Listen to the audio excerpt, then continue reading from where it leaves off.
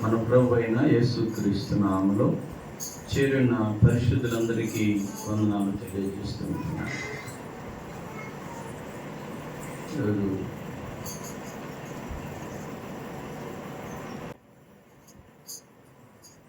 ఒక చిన్న విషయాన్ని మనం ఆలోచన చేస్తాం.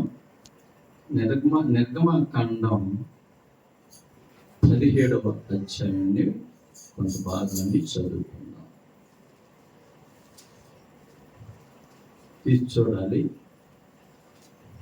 నేనే చదువుతాను, చిత్తగించండి. తరువాత ఇశ్రాయేలుల సర్వ సమాజము యెహోవా మాట చొప్పున తమ ప్రయాణమును సీను అరణ్యం నుండి ప్రయాణమైపోయి రెఫీదీములో దిగిరి. మీకు నా సైడ్ చూడండి, మీరు మాట్లాడుకుంటే నేనేం మాట్లాడను.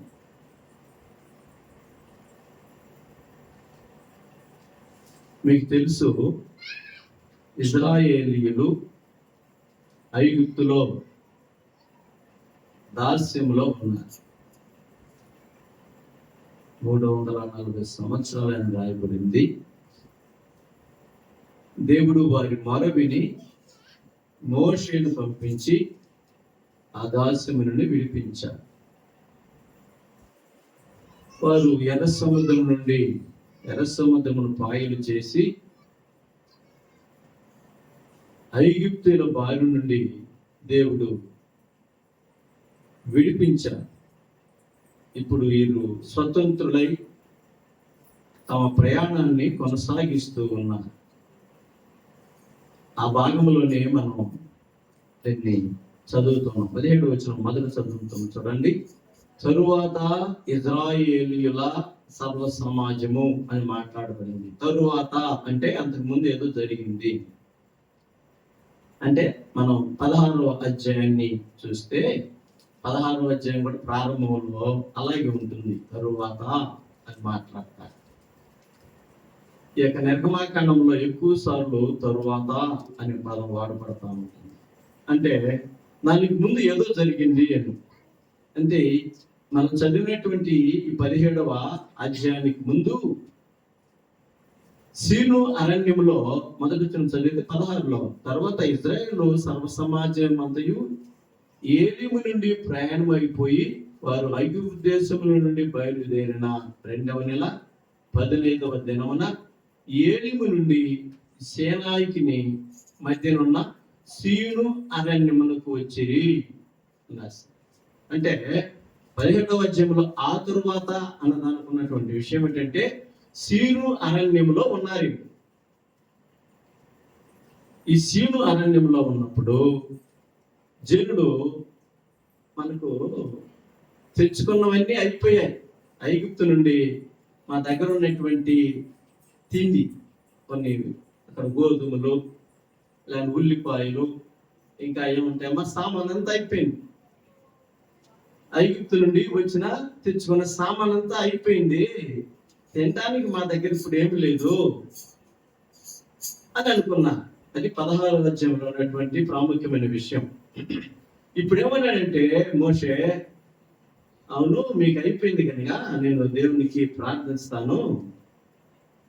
ఆయన ఏం చెప్తాడో చూస్తాం. అంటే ఆయన మోషే దేవుని దగ్గరికి వెళ్ళాయా, ప్రజల ఆహారము అయిపోయింది అంటున్నారు, వాళ్ళు ఎలా బ్రతకాలా అని. అంటే ఏం లేదు, మీరు రాత్రి కొనుక్కుంటారు కదా, ఉదయాన్నే లేసేటప్పటికి మీరు అలా బయలుదేరితే మీకు కావలసిన బియ్యం దొరుకుతాయి. మనం బియ్యం కదా అంటాం, బియ్యమే కదమ్మా. మనకు మొట్టమొదట అన్నం భోజనం చేయాలంటే ఏం అవసరం, మనకు బియ్యం దొరుకుతాయి. అలాగే మీరు ఉదయాన్నే లేచగానే మీ పాలెం చుట్టూ మీకు కావలసిన బియ్యము దొరుకుతాయి, ఏం ఇబ్బంది లేదు అని చెప్పాడు. దేవుడు ఇలా చెప్పాడండి, మీకేం ఇబ్బంది లేదు, ఉదయాన్నే లేచి మీరు సమకూర్చుకోవచ్చు, మీకేం ఇబ్బంది లేదులేండి అని చెప్పారు. ఉదయాన్నే లేచేటప్పటికి వాడు పాలెము చుట్టూ ఆకాశం నుంచి మంచు పడిందంట. ఆ మంచు కణాలు ఇరిగిపోతే కొత్తిమీర గింజలు ఉంటాయే, కొత్తిమీర గింజలు ఉన్నాయా కొత్తిమీర కాదు, అక్కడ ఏం రాసింది చూడయా, అవి ఎలా ఉన్నాయంటే కొత్తిమీర గింజలు 31 వచనం ఇజ్రాయెల్లో కొత్తిమీర గింజవలే ఉండింది, తెల్లటి కొత్తిమీర గింజవలే ఉండిందంట, అది ఇరిగిపోయి. వాళ్ళు ఉదయం లేచిపోయి చెప్పాడు కదా మోషే, మాకేందో అక్కడ కనపడ్డాయి, అవేనా అంటే అవేను, మీరు తెచ్చుకోవచ్చు అన్న.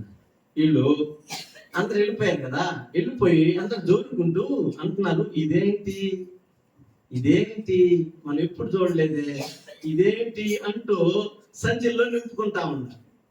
ఎప్పుడు చూడలేదు కదా, బియ్యం మనం చూస్తే ఉంటామే, బియ్యం చూస్తే ఏమంటాం, బియ్యం అనుకుంటాం కదా, గోధుమలు చూస్తే అనుకుంటాం, గోధుమలు అనుకుంటాం. వీళ్ళు ఎప్పుడు చూడలే వీటిని, అందుకని వాళ్ళు జోరుకుంటూ సంచికి పోసుకుంటూ అన్నారు, ఇదేంటి అనుకుంటూ మోషే దగ్గరికి వెళ్ళి, మోషే ఇదేంటి అని అడిగాడు. ఆయన కూడా ఏమంటే ఇదేంటి అన్న. అంటే ఇదేంటి అంటే హీబ్రూ భాషలో అర్థం ఏమిటంటే మన్నా అని. వాళ్ళు దానికి ఏం పెట్టారంటే పేరు మన్నా అని పెట్టారు. ఇదేంటి అంటేనే మన్నా. ఆ రోజు నుంచి ఇదేంటి అయిపోయింది. అది ఇదేంటి దొరుకుతున్నాం పని అనుకుంటున్నారు తెల్లారి కూడా. ఏం జరిగిందంటే 35 వచనం చదివితే ఏమంటుంది, ఇజ్రాయేలీయులు నివసించిన దేశమునకు తాము వచ్చి 40 ఏళ్ళు మన్నానే తినుచుండిరి. ఆ రోజు ప్రారంభమైన మన్నా ఇజ్రాయేలీయులు వాళ్ళ సొంత దేశములకు పోయి, దేవుడు చెప్పిన దేశములకు పోయి ఆ మొత్తం ఎప్పుడైతే తిన్నారు, ఆ దేశంలో ఉన్నటువంటి ఆహారాన్ని ఎప్పుడైతే నోట్లో పెట్టుకున్నారో తెల్లారి మన్నా ఆగిపోయింది. అంటే 40 సంవత్సరాలు వాళ్ళకి దేవుడు బియ్యం సప్లై చేశాడు. ఎన్ని సంవత్సరాలయా? 40 సంవత్సరాలు. ఆ తరువాత అన్నటువంటి దానికి అంత గతం. అంటే దేవుడు వారికి ఏమి ఇచ్చాడు? బియ్యం ఇచ్చాడు. వీళ్ళు జనం మొత్తం మంది 20 లక్షల మంది ఉంటారు. ఎంతమంది ఉంటారు? 6 లక్షల కాల్బలం అన్నాడంటే యుద్ధానికి సిద్ధంగా ఉండేటటువంటి పురుషులు 6 లక్షల మంది. ఇక్కడ ఆడోళ్ళు పిల్లకాయలు ఉన్నారు. వాళ్ళతో పాటే వీళ్ళని ఎక్కించుకునేటటువంటి గాడిదలో, ఇప్పుడు మనం బెంచ్ కారు అనుకుంటున్నాం కానీ ఆ రోజు గాడిద బెంచ్ కారుతో సమానం. ప్రయాణానికి గాడిదని ఉపయోగించేవారు. ఒంటెలు ఉన్నాయి చూసినారా? ఈ ఒంటెల్ని లారీలాగా ఉపయోగించేవాడు సరుకులు వేసుకుపోవటానికి. తర్వాత ఎవరితో పాటే ఒంటెలు, గాడిదలు, గొర్రెలు, ఆవులు, బర్రెలు, ఇంకెన్ని ఉంటాయో సుమారుగా పెద్ద కోటి సంబంధించినటువంటి జనులే మనుషులతో పట్టే జీవులోని బయలుదేరి ఉంటాయి. అంత గొప్ప సైన్యానికి, అంత గొప్ప సమూహానికి ఈ ఒక్కే మెతుకులు పెట్టాలా? దొరికిండే ఈ మనుషులకి అరణ్యంలో ఒక్క అంగడి లేకుండా, నేను చెప్పేది అర్థమవుతుంది ఇక. మన ఊరిలో ఎంతమంది ఉంటారు? మొత్తం ఎంత జనం ఎంతమంది ఉంటారా? ఓటు కలిగిన 200 మంది, వాళ్ళు పిల్లకాయలు ఉంటే ఇంకొక 200 మంది, ఇంకొక 300 మంది, మొత్తం కలిసి ఎంతమంది ఉంటారు? 2000 మంది. మొత్తం కలిసి 10,000 మంది వేసుకున్నాం. 10,000 మంది ఉంటే ఎన్ని అంగళ్ళు ఉన్నాయి ఇక్కడ? ఎన్ని అంగళ్ళు ఉన్నాయా? కానీ 6 లక్షల మంది పురుషులు, మొత్తం 20 లక్షల మంది జనం ఉంటే అరణ్యంలో ఒక్క అంగడి కూడా లేదు. నేను చెప్పేది అర్థమవుతుందా? దేవుడు ఎలాగ జనాన్ని సాకాడు అంటానికి ఉదాహరణ చెప్తున్నాను. ఒక్క అంగడి కూడా లేకుండానే అందరికి కావాల్సిన ఆహారము, ఆ తర్వాత కూరగాయలు, ఆ తర్వాత నూనె, వగీరా తాగటానికి ద్రాక్ష రసము, అన్ని కూడా దేవుడు సప్లై చేశాడు. అంటే నేనేం చెప్తున్నానంటే, దేవుడు ఇజ్రాయెల్ను బయటికి తీసుకుని వచ్చి ఎంత గొప్పగా వాళ్ళు సాగుతున్నాడో అనే విషయాన్ని చెప్తా ఉన్నాను. ఈ సబ్జెక్ట్ కూడా ఇదే, ఈరోజు సబ్జెక్ట్ కూడా ఇదే. కానీ అయిపోయింది కదా.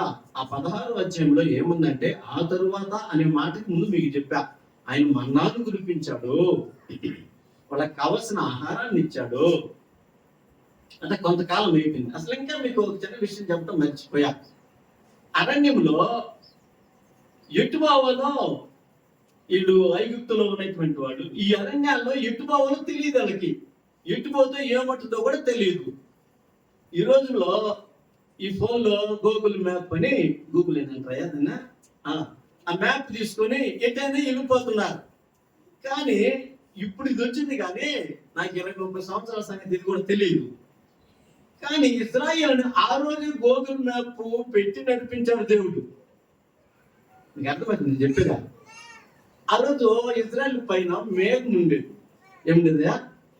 ఇజ్రాయేల్ పైన మేఘం ఉండేది. ఈ మేఘం నిలబడింది అనుకుంటే అందరూ ఆడనే నిలబడాలి.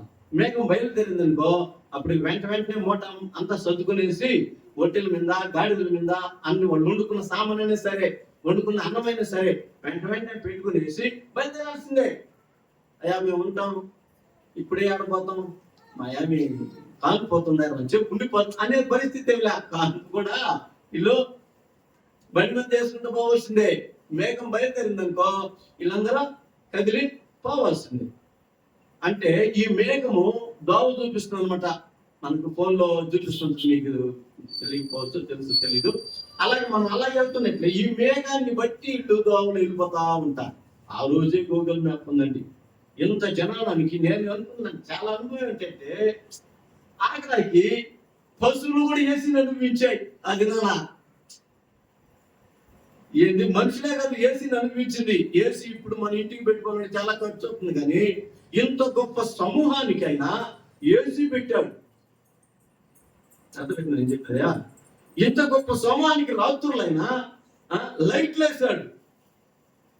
మనం ఒక చిన్న మీటింగ్ పెట్టాలంటే ఎంతో ఖర్చు లైటింగ్కి కదా.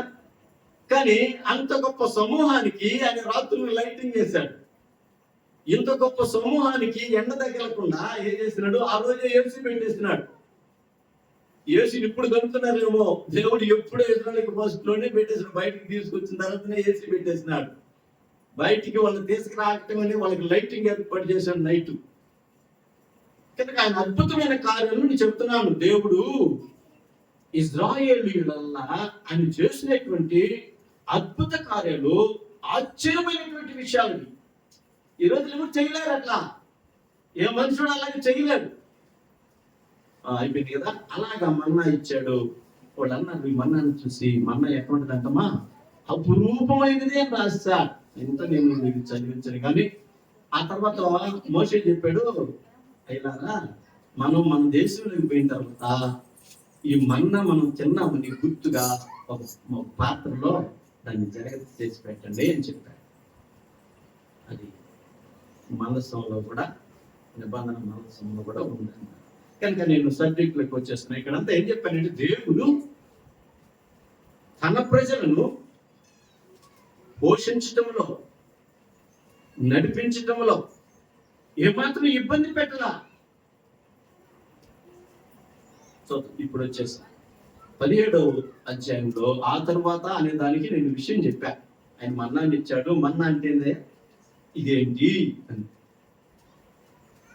మనం అనుకుంటున్నా, పిల్లలు ఇదేంటి అని అంటారా? ఈ మాటనే హీబ్రూ భాషలో మన్నా అంటారు. ఇదేంటి అంటే ప్రశ్న.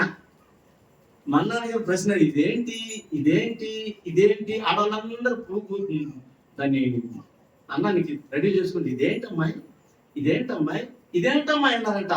దాని పేరు ఆఖరికి ఇదేంటి అని పోయింది. మనకు కూడా క్రైస్తవులని ఎవరైనా పేరు పెట్టారా?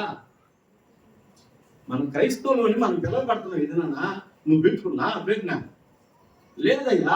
చుట్టుపక్కల చూసేవాళ్ళు ఇలా గుళ్ళో కూడుకుని మనం పాటలు పాడుకుంటూ ప్రార్థన చేస్తామంటే మనం చుట్టుపక్కల చూసేవాళ్ళు అన్నారు, వీళ్ళు క్రైస్తవులు రా అన్నారంట. ఏమన్నారు? దేవుడు వీళ్ళకి క్రైస్తవులని పేరు పెట్టలా. దేవుడు వీళ్ళకి క్రైస్తవులని పేరు పెట్టలా. చూసేవాళ్ళు పెట్టినారు. వీళ్ళు క్రైస్తవులరా అంటే క్రీస్తును అనుసరిస్తున్నారు కనుక దేవుడు కూడా అన్నాడు మీరు క్రైస్తవులు అని చెప్పలా. చుట్టుపక్కల పెట్టిన పేర్లే. ఈ రోజు మతం మొదలు మనకి పెట్టిన పేరే, ఆ రోజు కూడా వాళ్ళు పెట్టిన పేరే.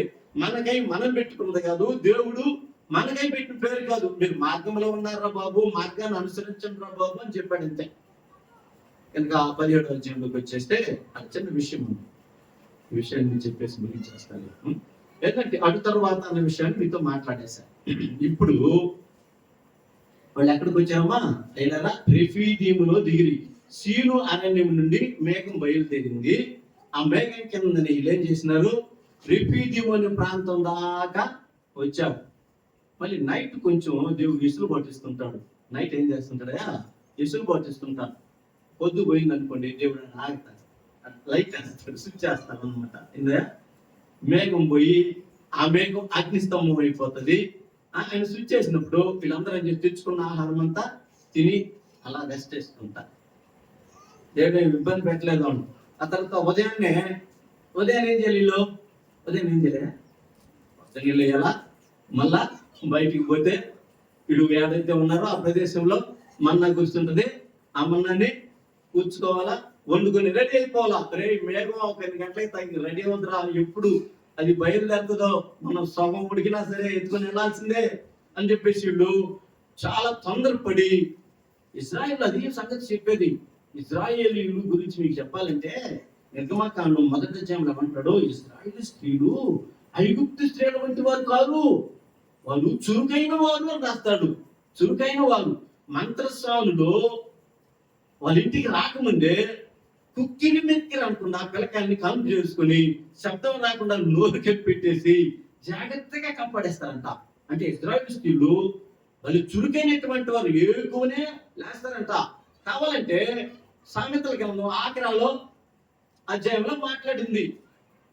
ఆమె చీకటితోనే లేచి తన ఇంటి వారికి భోజనము సిద్ధపరుస్తుంది అని అంటుంది. అంటే ఆ స్త్రీలు ఏం చేస్తారంటే మనోళ్ళు 8 గంటలకు లేస్తారు అంతే కదమ్మా. కానీ వాళ్ళు అట్టేటోళ్ళు ఇప్పటికైనా కూడా ఇజ్రాయేల్ అట్టేటోళ్ళు కాదు. ఇజ్రాయేల్ దేశంలో స్త్రీలు సోమరులు కాదు. ఈ రోజు నేను చేసి చూస్తూ ఉంటే వాళ్ళు లేచి సిద్ధానికి పోదాం పా అని రెడీ అయిపోతున్నారు. శత్రువును చూసి భయపట్ల. అంటే చురుకైనటువంటి వారు, అంటే క్రైస్తవులు వాడు చురుకైన వారు ఉండాలి. వాడు ఉదయాన్నే లేచి ఏడకు కొత్త సంచి ఎత్తుకొని ఆ పాత్ర ఎత్తుకొని, ఓహో ఇంతవరకు అంతా తెచ్చుకోమని దేవుడా అని ఆ పాత్రను ఎత్తుకొని ఆ పాత్రలో మన్నను ఉంచుకొని తర్వాత దాన్ని ఏం చేసుకోవాలి మనకి తెలియదు, వాళ్ళకి తెలుసు కదా. వాళ్ళు రెడీ చేసేస్తారు దాన్ని. రెడీగా టైం అయిపోతురా, కరెక్ట్గా 9 గంటలకి మేకం కదులుతుందిరా, మనం మేకం కదిలేటప్పటికి ఆహారం తయారు చేసుకుని రెడీగా ఉండాలి. ఇక మళ్ళీ వండుకోవడానికి ఛాన్స్లా, ఈ రోజంతా వండుకోవడానికి ఛాన్స్లా. వీళ్ళకే వెళ్ళిపోవాల్సిందే. మేకం పోతావా ఉంటే తన కింద పోతాం, లేకుంటే ఎండ వస్తుందా, ఎంత అవుతుందా వీళ్ళు. కానీ ఇక్కడ ఉండే 2 ఎండ వస్తుంది, పోయి ఆయన మనం ఏడలో ఉందరా, లేకపోతే అన్నం లేకుండా పర్లేదు సల్లంగా పదమలకి ఎవరైనా పెట్టి తిందాం అనుకుంటే ఆలోచన చేస్తాం కదా. అలాగే ఆ మేకం వెళ్ళిపోతూ ఉంటే వెళ్ళిపోవాలా. అలాగూ అంత చురుగ్గా ఉంటారన్న విషయాన్ని చెప్తున్నా. వాళ్ళని పోషిస్తున్నాడు. స్త్రీలు చురుకుగా భోజనాన్ని రెడీ చేసుకొని ఆ మేకంగా తప్పుతుందండి అని రెడీగా ఉంటారు. ఇలాంటి పరిస్థితుల్లో 17వ వచనంలో చిన్న సంఘటన ఉంది. అదంతా వీళ్ళు సీనారాయణ నుండి బయలుదేరి రెఫీదీములో దిగారంట. మేఘం వాడు ఆగేసింది, స్థిరంగా ఆగేసింది. మేఘం అయిపోయింది, స్థిరంగా ఆగిపోయింది. అంటే దేవుడు ఇక్కడ బస్ ఏమన్నాడు అనేది సిగ్నల్. ఇక వాళ్ళంతా గుడారాలు వేసేసుకుంటారు అని గుడారాలు వేసేసుకున్నారు. అంతా అయిపోయిన తర్వాత వాళ్ళు నీళ్లు తాగాలనుకుని ఆడెక్కిన నీళ్లు కనపల్లా. నేను చెప్పి అర్థమవుతాయా, నీళ్లు కావాలి కదా. అంటే అప్పుడు దాకా బాటిల్లో పట్టుకుని ఉంచుకున్నారు, అన్ని చేసుకుంటాం కదా. ప్రయాణం అవుతున్నారా అంటే మనం కూడా బాటిలో నీళ్లు పెడతారు మీరు. వాళ్ళన్నీ ఏర్పాటు చేసుకున్నారు. వాళ్ళు తెచ్చుకున్న నీళ్ళన్నీ ఇక్కడికి అయిపోయిన తర్వాత ఇక్కడ మళ్ళా కొండకి నీళ్లు పట్టుకోవాలి కదా. చూసేటప్పటికి యారు చూసిన నీళ్లు కనపడలా. పనంతా చేశారు, గుడాలు వేసారు, సౌండ్ పోస్తుందో ఏమో తెలియదు నాకు. దప్పికేస్తా ఉంది. అది చూడండి 2వ వచనంలో చూడండి. ప్రజలు తమకు త్రాగుటకు నీళ్లు లేనందున మోషేతో వాదించుతూ త్రాగుటకు మాకు నీళ్ళమని అడుగగా, మోషే మీరు నాతో వాదింపనేలా, యెహోవాను శోధింపనేలా అని వారితో చెప్పెను. అక్కడ ప్రజలు నీళ్లు లేక దప్పికొని మోషే మీద సనుగుచు, ఇంతెందుకు మమ్మను, మా పిల్లలను, మా పశువులను దప్పి చేత చంపుటకు ఐగుప్తుల నుండి ఇక్కడికి తీసుకుని వచ్చి తిరిగి ఏమంటారంటే, నేను ఇవన్నీ ఎందుకు చెప్పినానంటే ఈ మాట కోసమే చెప్పా. ఏ మాట కోసమా? ఇంత దాకా చెప్పిన కథ ఏంటంటే నేను ఏ సమాధానం చెప్పాలా? ఇంత దాకా ఇంత కథ ఎందుకు చెప్పానంటే, ఇప్పుడు దేవుడు అక్కడికి వచ్చేటప్పుడు నీళ్లు కనపల్లా. నీళ్లు కనపడినప్పుడు ఏం చేయాలయా? ఎలా మాకు నీళ్లు ఇచ్చిందా అని అడగాలి, అంతే కదా. ఇప్పుడు దాకా తిన్న సంగతి, ఏసీలో ఉన్న సంగతి, రాత్రులు లైట్ సంగతి, ఎంత ఖర్చు పెట్టి ఎన్ని మర్చిపోయినారు వీళ్ళు. ఎందాక దేవుడు చేసిన మేళ్ళన్నిటి మర్చిపోయి ఏమా ఐగుప్తు నుంచి మనం తీసుకొచ్చి ఇక్కడ సంపాలనుకుంటున్నా. వాళ్ళు ప్రశ్నిస్తున్న ప్రశ్న చూడండి ఒకసారి. అందుకని ఎంత కథ చెప్పింది నేను. ఎంత కథ ఎందుకు చెప్పానంటే, దేవుడు మన జీవితంలో అనేక మార్లు ఎన్నో ఆపదల నుండి మనం కాపాడాడు. ఎన్నో ఇరుకుల నుండి మనను బయటికి తీసుకుని వచ్చాడు. ఇశ్రాయేలు అదే పరిస్థితి. ఇశ్రాయేలుడు ఏ పరిస్థితిలో ఉన్నారంటే, ఎర్ర సముద్రం దగ్గర నిలబడుకొని ఉన్నారు. అది ఇంకా పాయలు కాల. శత్రువు వస్తా ఉన్నాడు. వస్తే ఏం చేస్తాడు శత్రువు? ఏం చేస్తాడా? తలకాయ తీసేస్తాడు, అంతే కదా. తలకాయ తీసేస్తాడు. అయితే ఎర్ర సముద్రము పాయలేంది అద్భుతాన్ని చూశారు. మన దేవుడు ఇక్కడ నీళ్ళేవలేడా? ఏమా ఈ వచ్చిన రెండో వచ్చిన సంగతి, మన దేవుడు మనకు నీళ్ళేవలేడా? ఎర్ర సముద్రాన్ని పాయం చేసిన దేవుడు ఇక్కడ నీళ్ళు ఇవ్వలేడా? ఇస్తాడు. దేవా నువ్వు ఇస్తావు, ఏమన్నా చేస్తావు. కానీ దప్పికైతే ఉంటాము, ఈ రోజు దప్పికైనా కూడా ఉంటాము, నీళ్ళు లేకపోయినా ఉంటాము అని అనుకోవాలి కదా. అయినా వెంటనే రియాక్షన్ అయిపోయి తిరుగుబాటు చేస్తున్నాను. నేను ఇంకా మీకు చెప్పాలంటే, ఐగుప్తులో వీళ్ళకి తిరుగుబాటే చేత కాదు. ఐగుప్తులో బానిసత్వంలో ఉన్నప్పుడు తిరుగుబాటు చేత కాదు. ఒక ఐగుప్తుడికి ఒక హిబ్రిడ్కి తొగుబడిందంట. తొగుబడితే హిబ్రిడ్ ఏం చేస్తున్నాడు? ఐగుప్తుడిని చంపేసినాడు. చంపేసినప్పుడు ఇజ్రాయెల్ అంతా లేసేవరా, మా వాడిని ఎందుకు చంపుతావురా అంటే తిరుగుబడిచాలి కదా.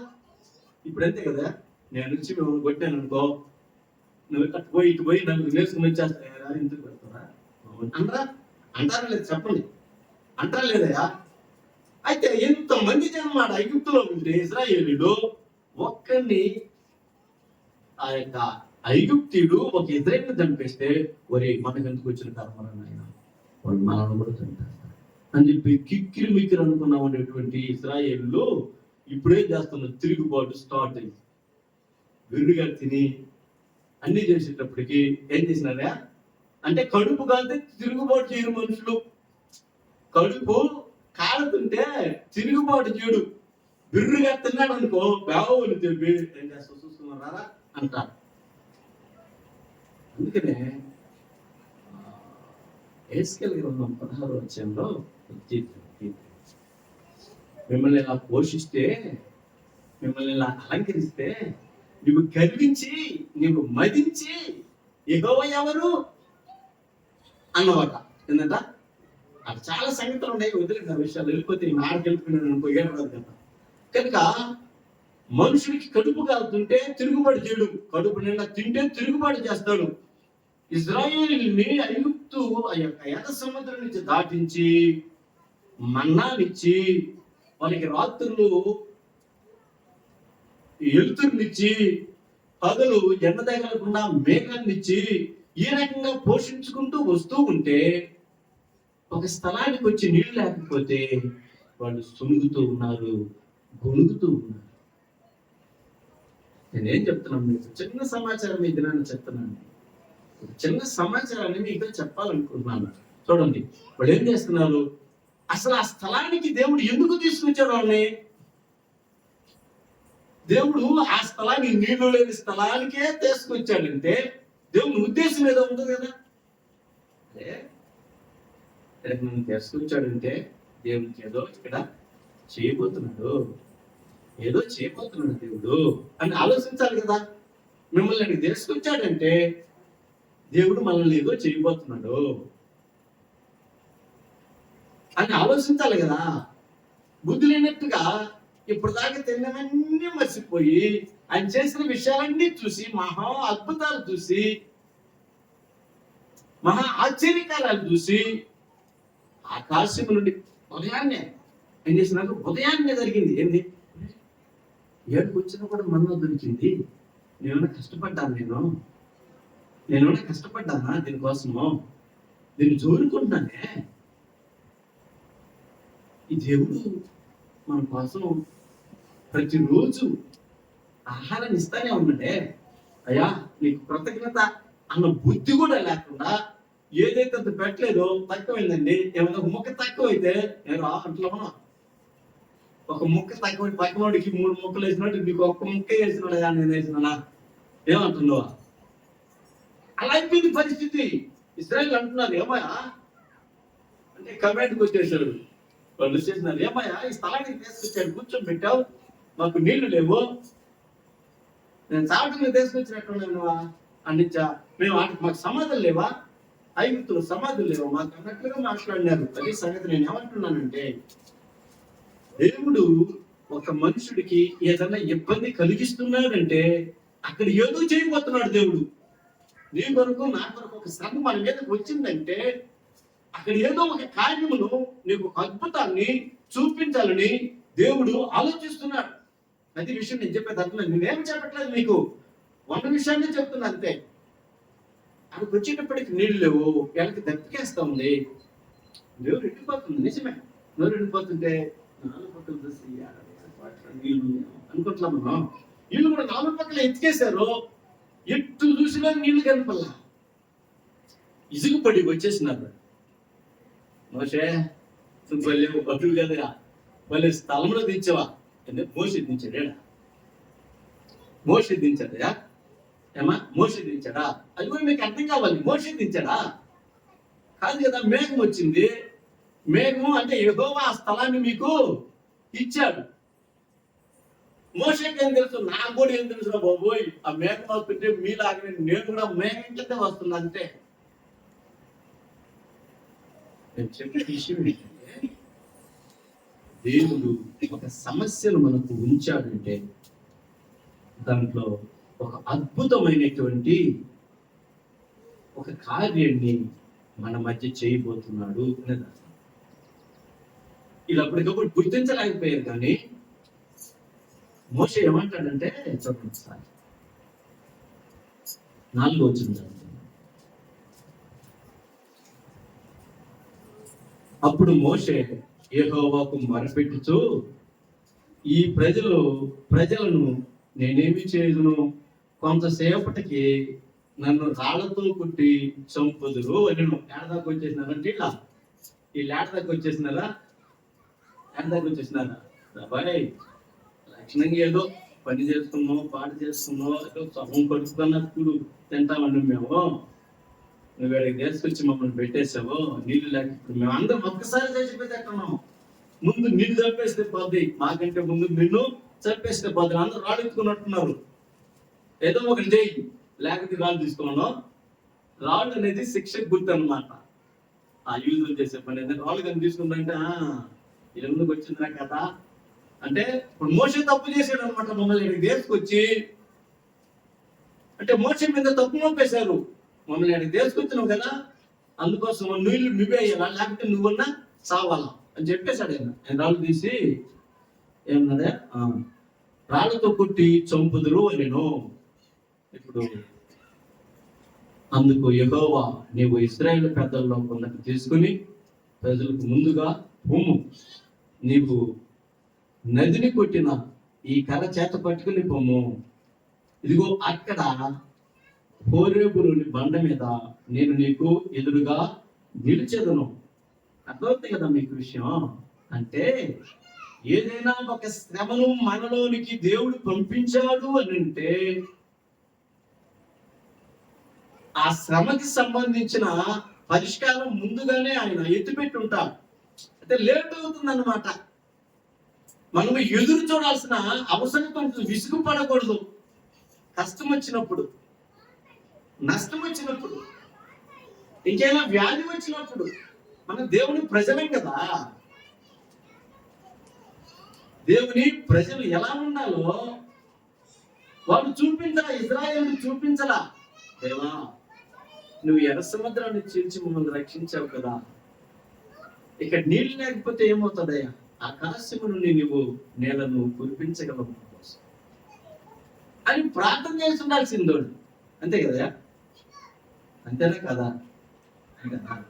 ఏవా ఎంతో భక్తిగా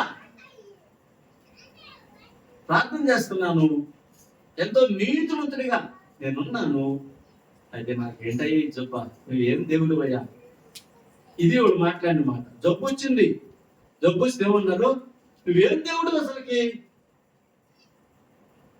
నేను మంచి భక్తిగా ఉన్నాను, నేను పాపం చేయటం లేదు, నేను ఇతరులు ఎవరిని దూషించటం లేదు, నేనేమి చేయటం లేదు, అయినా నాకు జబ్బు పెట్టావే, ఏమే అసలు నువ్వేం దేవుడు అయ్యా అని వీళ్ళు మాట్లాడుతున్నారు.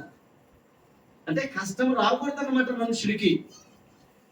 కష్టంలో విధేయత నేర్చుకోవాలనేది దేవుని యొక్క ఉద్దేశం. దేవుని యొక్క ఉద్దేశం ఏంటంటే కష్టంలో, బాధలో, వ్యాధిలో, కడుపు కాలేటప్పుడు ఏమనిపిస్తుందా, ఎవరైనా అన్నదంటే వాళ్ళు నన్ను పెరుక్కొని తినాలనిపిస్తుందా, ఇది నిన్ను నియంత్రించుకోవాల్సిన అవసరం ఉందన్నమాట. ఈ కష్టాన్ని నీ యొక్క మీదకి దేవుడు పంపిస్తున్నాడంటే ఆ కష్టములో నీ నోటిని అదుపులో ఉంచుకొని తమ దేవుడైన యెహోవాను స్తుతించేటటువంటి వాడిని ఆయన కోరుకుంటున్నారు. ఆయన ఏం కోరుకుంటున్నాడంటే కష్టంలో కూడా నన్ను స్తుతించాలి, వ్యాధిలో కూడా నన్ను గణపరచాలి. ఏ స్థితి అయినా వాళ్ళు ఏం దేవుడు అయ్యా అనకూడదు, నన్ను అనాలని ఆయన కోరుకుంటున్నాడు. అందుకనే ఈ టెస్ట్లన్నీ కదా. అబ్రహాంను ఆయన విశ్వాసం కలిగిన వాడిగా ఉన్నాడు అబ్రహాం. ఆఖరణ అబ్రహాంకి ఓ మంచి పరీక్షను పెట్టేసినట్టు, అబ్రహమా చూద్దాం నీ కథ తెలుసుకోవాలి కదా, నేను నిజంగా నువ్వు విశ్వాసులకు తండ్రిగా చేయాలని నేను అనుకుంటున్నాను, అయినా అంత విశ్వాసం నీకుందా లేదా చూడాలి కదా. అందుకనే నీకు ఒక్కగానొక్క కొడుకైనా ఇస్సాకుని నాకు బలివు అన్నా.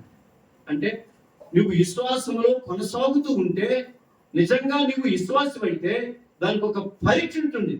అది అంతే కదా. నువ్వు నిజంగా ఆ బడికి పోయి చదువుతాను అనుకో, పరీక్ష లేకపోతే పైకి పోతావా? ఒక పరీక్ష లేదనుకో, సంవత్సరం తర్వాత ఒక పరీక్ష లేదనుకో, అన్నీ ఉండాలి కదా. నువ్వు ఎంతసేపు పరీక్ష అయితే కదా నెక్స్ట్ లెవెల్. అంటే పరీక్ష వస్తుంది. పరీక్ష దేనికి ఉపయోగపడుతుంది? నేను ఒక లెవెల్ పైన ఇంకొక తరగతి పోవటానికి, ఇంకొక హోదాకి పోవటానికి నీకు పరీక్ష ఉపయోగపడుతుంది. పరీక్ష లేకపోతే నువ్వు ఆడి 10వ తరగతిలో కూర్చొని ఉంటావు అంతే. పరీక్షను దేవుడు అనుమతిస్తూ ఉంటాడు. ఇక్కడ ఇశ్రాయేలు కూడా అనుమతించాడు. వాళ్ళు ఇంకా సొలుగుతూనే ఉన్నారు. ఆ దేవుని గురించినటువంటి విషయము వారికి ఇంకా అర్థం కాలేదు. అయినా ఆయన వారికి ఏదో ముందుగానే చేయాలని నిర్ణయించుకుని ఉన్నారు. చూడండి ఒకసారి, నేను ముగించేనా, టైం కూడా అయిపోయింది కదా, ముగించేస్తా. ఎందుకంటే నేను పొడిగించినా ఏముండదు కనుక నేనేం చెప్తున్నానంటే, సంఘానికి, కుటుంబాలకి, ఓ వ్యక్తికి నేను ఏం చెప్తున్నానంటే, దేవుడిని నమ్ముకున్న మనం ఏదైనా శోధన వచ్చినప్పుడు ఆ శోధనలో దేవుని మహిమపరచాలి అనేది నేను చెప్పిన సమాచారం. దేవుని మహిమపరచాలి, దేవుణ్ణి స్తుతించాలి, ఆ సమయంలో దేవుణ్ణి ప్రార్థించాలి. దేవుని మీద సొనుగుకోకూడదు, దేవుని మీద సొనగటం అనేది చేయకూడదు. ఎంత చేశారు అని ఎప్పుడు కూడా మాట్లాడుతున్నాం. విశ్వాసం ఎలా మాట్లాడటం, ఏమిటా ఇలా చేసావు, అయ్యా ఇలా చేసావా, మంచిదే, ఏదో నాకేదో ఇవ్వబోతుంది, నన్నేదో చేయబోతుంది, ఈ పరీక్షలో నేను గెలిస్తే నాకు ఒక మంచి పోస్ట్ నువ్వు ఇవ్వబోతున్నట్టున్నావు కనుక నేను నిలబడతానయ్యా, నిలబడేదానికి నాకు ధైర్యాన్ని, ఓపికని, ఈ శ్రమను తట్టుకోవటానికి సహనాన్ని అని ప్రార్థన చేయాలి. కానీ సొనగకూడదు మనుషులు. అదే జరుగుతా ఉంది. సొనుగుతూ ఉన్నారు. సొనిగినా ఇచ్చేస్తాడు, తన ప్రజలు కదా. నా కొడుకు నేను ఎంత సొనిగినా నేనేం చేస్తాను, అవసరానికి వాడికి ఇస్తా, తప్పదు. నా కొడుకు కదయా, అలాగే నడిపించాను కదా, నా పిల్లలు అనుకున్నాను కదా, ప్రత్యేకంగా ఏర్పాటు చేసుకున్నాను కదా, వాళ్ళకి ఇస్తాను, ఇవ్వనంట్లా. అయితే వాళ్ళు నా మీద ఎంత నమ్మకం ఉంది అనేది ఆయన చూస్తున్నది. తండ్రిగా నేను ఉంటే నా మీద నా పిల్లలకు ఎంత నమ్మకం ఉంది. ఇన్ని కార్యాలు చేశాను కదా నేను. వాళ్ళ కన్న తర్వాత చదివించడానికి ఎంత కష్టపడ్డాను నేను. ఆస్తులు అమ్మేశాను కదా. ఒక్కొక్కసారి నేను కడుపు కట్టుకుని నా పిల్లలకి పెట్టాను కదా. ఇవన్నీ నా పిల్లలు చూశారు కదా. అయినా ఇప్పుడు కష్టం వచ్చిందని నన్ను తిడతారేమిటి, నా మీద సొనుక్కుంటారేమిటి? చేయట్లేదు మీరు మీ తల్లిదండ్రుల విషయంలో. ఎంత కన్నావురా మమ్మల్ని నువ్వు అంటలేదా? నీ కడుపున అసలు మేము ఎందుకు పుట్టామరా అంటలేదా? వీళ్ళు కూడా అదే అంటున్నారు అనమాట. వీళ్ళు కూడా ఏమంటున్నారంటే అదే మాట్లాడుతున్నారు. ఎన్నో చేశాడు దేవుడు, వాళ్ళు మొర్ర పెట్టారు. ఏం చేస్తున్నారు? ఏడ్చారంట. 3వ అధ్యాయంలో కనిపిస్తుంది నిర్మాకాండంలో. వాళ్ళు మొర్ర పెట్టగా అయ్యా మేము తట్టుకోలేకపోతున్నామంటే ఆయన ఆకాశం నుండి దిగి వచ్చినాడట. వాళ్ళ బాధను చూసి ఎలాగైతే బాధను తప్పించాలని, తప్పిస్తే అంతలా బాధ నుండి తప్పిస్తే అయ్యా అని స్తుతించాల్సిన ప్రజలు సొనుగుతూ ఉన్నారు. ఇది నాన్న వాడికి అయిపోయింది. తల్లిదండ్రులు బిడ్డలు తల్లిదండ్రుల మీద గొనగటం వాడికి అయిపోయింది. అలాగే ఇజ్రాయేలు దేవుడి మీద గొనగటం, నాయకుడైన మోషే మీద గొనగటం, సనుక్కోవటం వాడికి అయిపోయింది. అయిపోయింది కదా. ఇప్పుడు ఏమన్నాడంటే నేను మీ కొరకు ఒక శ్రేష్టమైన నీరుని ఇవ్వబోతున్నాను అని చెప్పాను. చూడండి ఏమన్నాడండి, ఆ హోరేబు నుండి బండ మీద నేను నీకు ఎదురుగా నిలిచెదను, నీవు ఆ బండను కొట్టగా ప్రజలు తాగుటకు దానిలోని నీళ్లు బయలుదేరుని మోషేతో సెలవీయగా. మీకు ఒక శ్రేష్టమైన నీరు ఇవ్వబోతున్నాను నేను. మీకు ఒక శ్రేష్టమైన నీరుని ఇవ్వటానికి, ఆ నీటిలో ఎంతో మీకు తెలియటానికి ఈ దప్పికని పెట్టా. మీరు వేస్ట్ చేస్తున్నట్టారు నీళ్ళని. అవును కదా, మన ఊరు వాళ్ళకి వేస్ట్ నీళ్ళు అంటే పిల్లలకి తిప్పేస్తారు, సైకిల్ బాబులు అంతే కదా, చేస్తాం కదా. ఈ నీళ్ళ ఇల్లు ఉంటే మీకు తెలియాలి అనంటూ ఆ నీళ్ళ దప్పికని అక్కడ ఉంచాడు. ఇప్పుడు బండ దగ్గరికి పోయినాడు, బండను కొట్టాడంట, బండలో నుంచి మధురమైన నీరు వచ్చిందట. ఓ అద్భుతాన్ని చూశాడు దేవుడు. వారికి 11 కదా 10 మొదటి కొరింథీయులకు రాసిన పత్రిక 10లో ఈ సంగతి మాట్లాడు. ఏం మాట్లాడంటే వాళ్ళు మేఘం కింద ఉన్నారు అని రాశాడు. తాము ఎమ్మడించిన బండలోనిది వారు పానం చేశారన్నాడు. ఇంకొకటి ఏం చెప్పినాడు? ఇంకోటి ఏముందమ్మా చదువుతుందా? కనుక 10వ అధ్యాయంలో చాలా అద్భుతముగా దేవుడు వారిని నడిపించినట్లుగా మనం చూస్తాం. బండలో నుంచి నీళ్లు వచ్చాయంట. ఎన్ని నీళ్ళే? పొలవాపేట. అక్కడుండే జనాలకి ఎన్ని నీళ్ళు కావాలా? ఆ ఒంటిలు ఎన్ని నీళ్ళు తాగుతాయి? దేవుడు అద్భుతంగా ఒక బండలో నుండి, అద్భుతం అంటే ఏంటంటే సైన్స్ కూడా చెయ్యలేనటువంటిదని. అద్భుతం అంటే ఏంటంటే సైన్స్ కూడా చెయ్యలేదు, దీన్ని అద్భుతం అంటారు. సైన్స్ చేసే కార్యం దేవుడు చేస్తే అది అద్భుతం అనబడదు. ఇక సైన్స్ కి అందకూడదు. అది ఎట్టొస్తారా? బండ చుట్టూ తిరిగి ఈ బండలోంచి నీళ్ళు ఎట్టొస్తాయి, యాడుంది కింద నుంచి ఉందా, ఏదైనా మోటార్లు పెట్టుకుండ్రా అని చూస్తే ఏమి లేవే. దాన్ని అద్భుతం అంటారు. అద్భుతం అంటే సైన్స్ కి అందకూడదు. కనుక ఇక్కడ ఏం జరుగుతుందంటే దేవుడు మనకు ఒక సమస్యను పెట్టాడు అని అంటే, నేను చెప్పి చివరి మాటలు, దాని ద్వారా మనకు ఒక మేలును చేయబోతున్నాడు. ఇది దేవుని ప్రజలు తెలుసుకునేటటువంటి విషయం. నాకు ఈ కష్టం వచ్చిందా, అయితే దేవుడు నా కొరకు ఏదో చేయము. దేవా, నువ్వు ఇచ్చిందాకా ఈ కష్టాన్ని అనుభవిస్తాను, నువ్వు ఇచ్చిందాకా ఈ కష్టాన్ని అనుభవిస్తాను. అదే కదా తెలియాలంటే. అందుకే మనకు ముందు గుర్తొచ్చేవాళ్ళు శత్రుకు మేషకి అభిజ్ఞాయకులు మమ్మల్ని కష్టం తీసుకొచ్చి పెట్టాడా, అయితే దేవుడు మన కొరకు ఏదో చేయబోతున్నాడు. దేవుడు మన కొరకు ఏదో చేయబోతున్నాడు. అగ్నిలో ఇక్కడ బొమ్మకు మనం మొక్కకపోతే అగ్నిలో వేస్తాడు అంటే దేవుడు మన కొరకు ఏదో చేయబోతున్నాడు. అంటే కష్టంలో ఏం చేయాలి? స్థిరంగా నిలబడితే అనేది అని అర్థం. నిలబడితే ఏం చేస్తున్నాడంటే, అసలు నాకు తెలిసి శత్రుకు మెషకు అభిదేవులు లేని ప్రసంగమే ఉండదు. వీళ్ళు ముగ్గురు లేని ప్రసంగమే అసలు ఎక్కడ కనబడదు. అసలు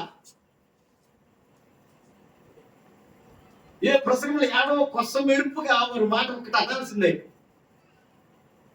అంటే ఓహో శ్రమ, ఇంతలో శ్రమ వచ్చిందా, అయినా పర్లేదులే, ఓపికతో ఉందాంలే, అది చచ్చిపోదాంలే అని వాళ్ళు తీర్మానం చేసుకుంటే దేవుడు అద్భుతంగా అగ్నిలో నుండి వారిని, శ్రమ వచ్చినప్పుడు నిలబడితే ఆయన కాపాడుతాడు, శ్రమలో నిన్ను చంపడు. నేను చెప్పేది అర్థమైంది కదా? శ్రమలో నిన్ను చంపడు. శ్రమ దేవుడు అనుమతిస్తేనే నీ దగ్గరకు వచ్చింది. నీకు తెలియదు ఆ ప్రదేశంలో నీళ్లు లేవని, ఆయన దించిన ప్రదేశంలో నీళ్లు లేవని తెలియదా? ఈయన తిక్కవాడు దేవుడా, చెప్పండి. ఆయనకి తెలుసు నీళ్లు లేవన్న సంగతి ఆయనకి తెలుసు. అందుకని ఆ స్థలంలోనే దించాడు. మీ కొరకు శ్రేష్టమైన నీటిని నీళ్లు లేని స్థలంలో నీళ్ళిస్తే కదా దేవుడు అనిపించేది. అంతే కదా? బాగా ఇబ్బందిలో ఉన్నప్పుడు ఎవరైనా వచ్చి ఆదుకుంటే, అయ్యా దేవుళ్ళ వచ్చి ఆదుకున్నావా, అప్పుడు కదా అంటాము. ఎరుడు అన్నం తిన్నప్పుడు వచ్చి అన్నం తినరా అంటే అంటారు. అంతే కదా? లెక్క లేకుండా పోతుంది. కనుక నేనేం చెప్తున్నానంటే, కష్టం వచ్చినప్పుడు దేవుడు వైపు చూస్తే ఏం జరుగుతుందంటే, నీ ఎడల అద్భుతం చేస్తాడు దేవుడు. ఇక్కడ అద్భుతం వాళ్ళు చూసినా చూడకపోయినా తన పిల్లలు కాబట్టి వారికి అద్భుతం చేస్తున్నాడు. బండలో నుంచి నీళ్లు ఇచ్చాడు. ఇదో పెద్ద కథ. తమ్మును వెంబడించిన బండలో నుండి వారు తాగిరి అన్నాడు. అక్కడ క్రీస్తు కనిపిస్తా ఉంటారు.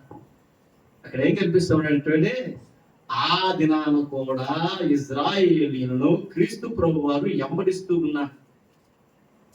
తమ్మును వెంబడించిన బండ అని రాసిన దాని గురించి మీకు చెప్పిన ఇప్పుడు అర్థం కాదు కదంటే.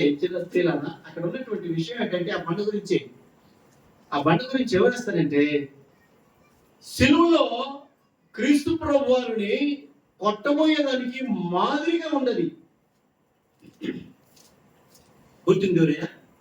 పుట్టిందూరంట, శిక్ష చేసింది ఎవరంట? ప్రజలే అంగీకరించకుండా ఏమన్నారు? ఇది సిలువ వేయుడి అన్నారు. అన్నాడు ఎవరు? రోమీలా కాదు, యూదులే. ఇక్కడ కొట్టింది ఎవరు? మోషే. తన ప్రజలు దాన్ని మనకు సూచిస్తూ ఉంటుంది. కొడితే ఏమైందంటారు? అదన మనుషులను బ్రతికించడానికి ఏమొచ్చింది? మధురమైన నీరు వచ్చింది. ఈ విధమైన కలువరి శిలువలో క్రీస్తు ప్రభు వారిని కొడితే ఏమొచ్చింది? రక్తం వచ్చింది. ఆ రక్తం ఏం చేస్తుంది? మనిషిని బ్రతికిస్తుంది. ఇదనైనా ఆ రక్తము మనుషుడు ఏం చేస్తుంది? పరిశుద్ధపరుస్తుంది. ఆ రక్తమే లేకపోతే మనుషుడు అగ్నిలో ఉంటాడు యుగయుగాలు. ఆ రక్తం ఏం చేస్తుందంటే, యుగయుగాలు నువ్వు దేవునితో కూడా ఉండటానికి నీకు ఒక అవకాశాన్ని అనుగ్రహించింది. దాన్ని వివరించడానికి చాలా టైం పడుతుంది. కనుక మనం ఏమంటానంటే, దేవుడు ఒక శ్రమను మన మీదకి పంపిస్తూ ఉన్నాడు అంటే, ఆ శ్రమ ద్వారా మనకు ఒక పాఠం నేర్పాలని, ఆ శ్రమ ద్వారా నీ జీవితంలో ఒక అద్భుతమును జరిగించాలని దేవుడు ఆలోచన చేస్తున్నాడు. అంతే. నేను నాశనం చేయటానికి కాదు, నిన్నేదో తొక్కేయటానికి కాదు, నిన్నేదో ముంచేయటానికి కాదు, నిన్ను లేవనెత్తాలని, శ్రమను నీ ఇంటిలోకి ఆయనే అనుమతించి పంపించాడు. నీకు ఏదో నేర్పాల్సిన అవసరం ఉంది. నీలో ఉన్నట్టు కొన్ని చెడులు నీవు గుణపరచుకోవాల్సిన అవసరం ఉంది. శ్రమ వస్తుందని దేవుడు దిగులు పడవద్దు. దేవా, అసలు ఈ శ్రమ రావడానికి గల కారణం ఏంటి నాకు తెలియచ్చు అని దేవుని సన్నిధిలో మనం కూర్చుండి ఆయన అడగాల్సిన అవసరం ఉంది. కనుక నేనేం చెప్పానంటే, ఈ సంగతులన్నీ చెప్పేశాను కదా. 17వ అధ్యాయంలో మన సంగతి ఏమిటంటే, మధురమైన నీటిని తాగారంట. ఇతని మధురమైన నీటి తను వెంబడించిన బండ క్రీస్తు ఆ దినాన్ని నుంచి వెంబడించడం ప్రారంభించాడు అని రాసినాడు. క్రీస్తు వెంబడిస్తున్నాడు. నీరు ఎక్కడ కావాలన్నా ఆయన ఇస్తున్నాడు.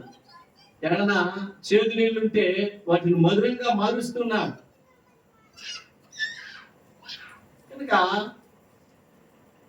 మన జీవితాలలో దేవుడు శ్రమలను మనకు పంపించాడు అని అంటే ఒకటే, దేవుడు నిన్ను ఉన్నత స్థానాలలో ఉన్నతమైనటువంటి స్థానంలో ఉంచబోతున్నాడు.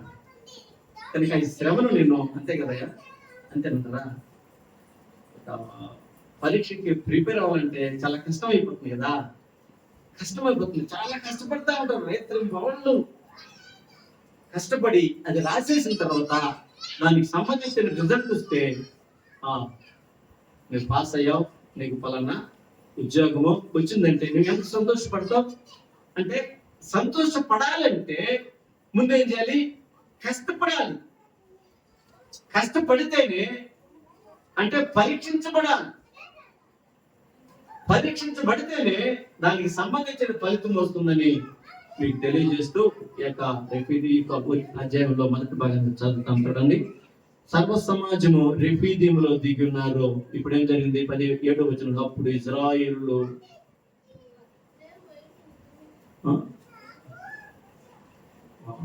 6వ వచనంలో, తాగుటకు నీళ్లు బయలుదేరి మోషేతో సెలవీయగా, మోషే ఇజ్రాయేల్ పెద్దల కన్నులు ఎదుట అట్లు చేసును అన్న. ఇజ్రాయేల్ కన్నులు అందరిని తీసుకెళ్లి మోషే అట్లా కొట్టాడంట, నీళ్లు వచ్చాయంట, వాడు తాగారు. ఆ తర్వాత చాలా విషయాలు మనకి అక్కడ రాశాడు. కనుక నేను చిన్న విషయం మీకు చెప్పింది. ఆ విషయం ఏంటంటే, శ్రమ వస్తుందమ్మా, శ్రమ వస్తుందయ్యా. ఆ శ్రమలో నిలవబడితే దేవుడు మిమ్మల్ని దీవించి ఆ శ్రమను తప్పించి మిమ్మల్ని అద్భుతంగా ఓ సంతోషకరమైనటువంటి కార్యాన్ని మీ కుటుంబంలో చేసి మిమ్మల్ని ఆనందింప చేస్తాడు. ఆ సర్వ సమాజము ఆ నేలలో గంతులు వేసి, అబ్బా దేవుడు మనకు చేసిన మేలురా. మన దేవుడు ఎట్టంటే రాళ్ళలో నుంచి కూడా మధురమైన నీటిని ప్రవహింప చేయగలిగినటువంటి వాడు. అప్పుడు స్తుతించారంట. సొనిగి స్తుతించటం కంటే ఏరాశారంటే దానియేలు గ్రంథంలో తిరుగుబాటును మాన్పుటకు అని రాసినాడు. వీళ్ళు ఇశ్రాయేలు తిరుగుబాటు చేసి చేసి చేసింటే తిరుగున మాటను మాన్పేదానికి ఒక రోజును నిర్ణయించాడు అని రాసినాడు. అక్కడ తిరుగుబాటే లేకుండా, ఇశ్రాయేలుకి తిరుగుబాటే చేయకుండా ఉండటానికి ఒక రోజు నిర్ణయించబడింది. వీళ్ళు తిరుగుబాటు ఐగుప్తు నుంచి బయలుదేరిన కాడి నుంచి ఎప్పటిదాకా దేవుని మీద తిరుగుబాటు చేస్తూనే ఉన్నారు. కానీ సంఘం దేవుని మీద తిరుగుబాటు చేయడానికి వీలు, సంఘం దేవుని మీద తిరుగుబాటు చేయడానికి వీల్లేదు. వాళ్ళకి మాదిరిగా మనల్ని ఇక్కడ ఇచ్చాడు దేవుడు. ఇశ్రాయేలుడు ఉన్నారే, రేపు మీరు తిరుగుబాటు చేశారా, కానీ నేను ఏర్పాటు చేసిన సంఘము నా మీద ఎప్పుడు తిరుగుబాటు చేయదు. అది నమ్మకం. మన మీద దేవుడు పెట్టుకున్న నమ్మకం ఏంటంటే, వాళ్ళకి ఎన్నో అద్భుతాలు చేసినాడు, వాళ్ళు నా మీద తిరుగుబాటు చేశారు, కానీ ఏమి చేయకపోయినా నా సంఘం ఉందే, నా మీద తిరుగుబాటు చేయదు. ఎందుకంటే నువ్వు తిరుగుబాటు చేస్తానని ఒకసారి ఆలోచన చేసుకో. కష్టం వస్తే ఓపికతో ఉండు. దేవుడు నేను ఆ కష్టం నుండి కాపాడుతాడు అనే విషయాన్ని తెలియజేస్తూ ఈ మాటలు ముగిస్తున్నాను.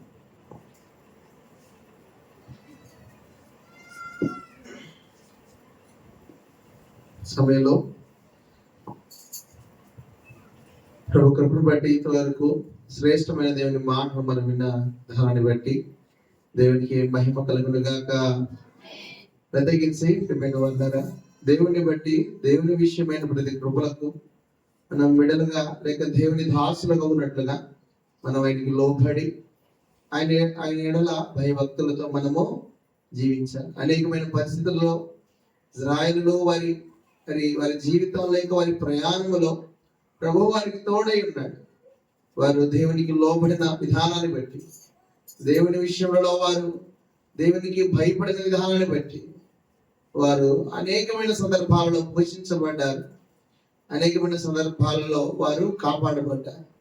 అయితే దానికి సాదృశ్యమైన మనము కూడా మరి దేవుని సంఘమునకు లోబడి ప్రేమించి దేవునికి ఇష్టలుగా మనం జీవించినట్లయితే ఒక దినం ప్రభువు మనకు స్వాధీనపరచన ఇచ్చున్న లేక దేవుడు మనకు చేసిన వాగ్దానము లేక పరదేశంలో మనం ఉండి దేవుని కృపలకు మనందరం కూడా ఏమవుతాం, వారసులుగా ఉంటాం.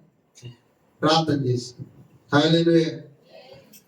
మహోన్నతుడా, కృపగల దేవా, అత్యున్నతుడా, మా యేసయ్య మీకు వందనాలయ్యా. చెప్పండి మాటలు బట్టి మీకు వందనాలు తండ్రి.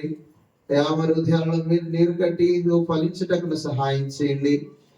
మరింత ఆ యొక్క ఆత్మ సంబంధమైన తీవ్రతలకు ఇదిగో మేము కూడా లోబడి ఇదిగో తండ్రి భయపడి జీవించినట్లుగా సహాయం చేయండి.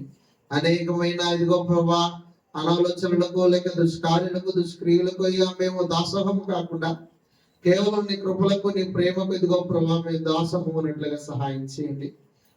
గొప్ప దేవ మా మహోన్నతుడ యేసయ్య మీకు వందనాలయ్యా. ఇదివరకు ఈ కార్యక్రమం అధ్యక్షత వహించాను, మీకు వందనాలు. కార్యక్రమాన్ని నడిపించండి ఇదిగో ప్రభా. మీ ఆరాధనలో మాతో చెప్పండి, మీ దాసుని దీవించండి. బిడ్డలను జ్ఞాపకం చేసుకోమని దేవత కుటుంబాన్ని జ్ఞాపకం చేసుకోండి. అక్కడ జ్ఞాపకం చేసుకోండి, తగిన జ్ఞాపకం చేసుకోండి. మీ కృపలో భద్రపరిస్థితిగో ప్రభా. ఇంకా ఇదిగో బలముగా స్థిరముగా ఇదిగో తండ్రి నీలో వాడబడినట్లుగా ఇదిగో తండ్రి ఘనాయి పరిచర్యలో పాలి భాగస్తులుగా నుండి ఇదిగో ప్రభావ మేమందరం కొన్ని నామని మహింపరిచినట్లుగా మాకు ఇచ్చిన ఇదిగో తండ్రి మీ కృపలో వంటి స్తోత్రాలు చెల్లిస్తుంది. యోగ్యత ఏ అర్హతలని మాకు ఇచ్చిన ఈ గొప్ప ఇదిగో తండ్రి భాగ్యాన్ని బట్టి స్తోత్రాలు చెల్లిస్తుంది. యేసు నామములో ప్రార్థించి వినయంతో వేడుకొనుచున్నాము తండ్రి. ఆమేన్. సమయం